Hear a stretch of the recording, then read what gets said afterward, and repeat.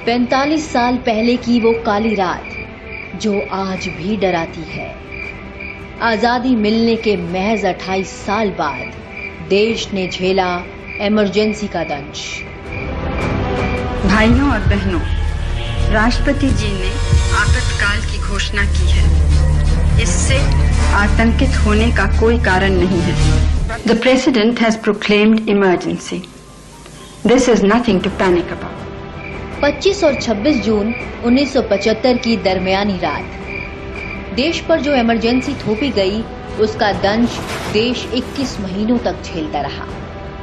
आधी रात को आपातकाल के आदेश पर राष्ट्रपति फखरुद्दीन अली अहमद के दस्तखत के साथ ही देश में इमरजेंसी लागू कर दी गई। अगली सुबह एक तरफ प्रधानमंत्री इंदिरा गांधी जहां लोगों को ना डरने की हिदायतें दे रही थी, वहीं दूसरी तरफ दिल्ली के रामलीला मैदान में 25 जून को हुई रैली की खबर पूरे देश में ना फैल सके, इसके लिए दिल्ली के बहादुर शाह जफर मार्ग पर स्थित अखबारों के दफ्तरों की बिजली रात में ही काट दी गई। इमरजेंसी अचानक लगी।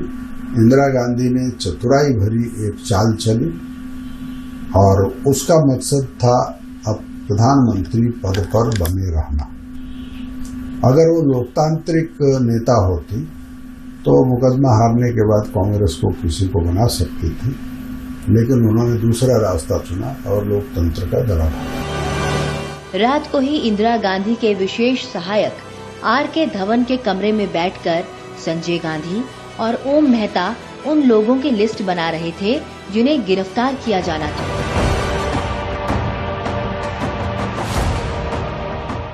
इमरजेंसी की घोषणा के बाद सरसंघचालक बाला साहब देवरस को 30 जून को ही नागपुर स्टेशन पर बंदी बना लिया गया था।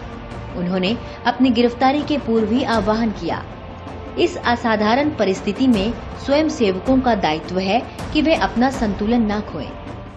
यह द्वितीय स्वतंत्रता संग्राम था। That was the second freedom struggle.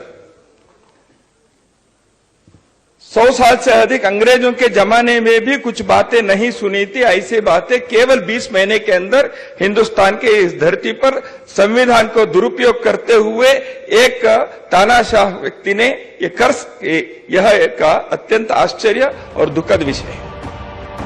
इसके बाद 4 जुलाई 1975 को राष्ट्रीय स्वयंसेवक संघ के ऊपर प्रतिबंध लगा दिया गया।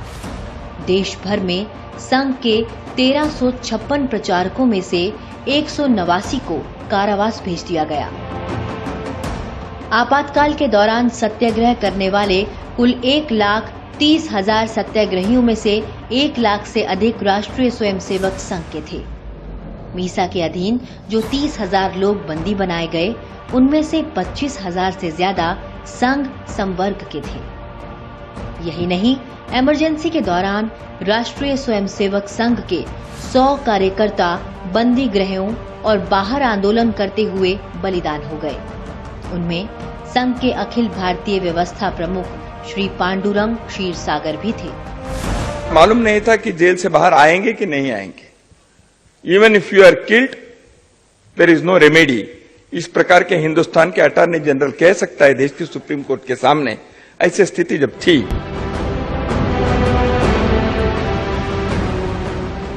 राष्ट्रीय स्वयंसेवक संघ की शौर्यपूर्ण भूमिका के ठीक विपरीत पश्चिम बंगाल के मार्क्सवादी कम्युनिस्ट दल के ज्योतिर्मय बसु को छोड़कर अन्य किसी भी कम्युनिस्ट नेता को गिरफ्तार नहीं किया गया और न ही उन्हें भूमिगत होना पड़ा। सीपीआई ने आपातकाल को एक अवसर के रूप में देखा और इसका स्वागत किया।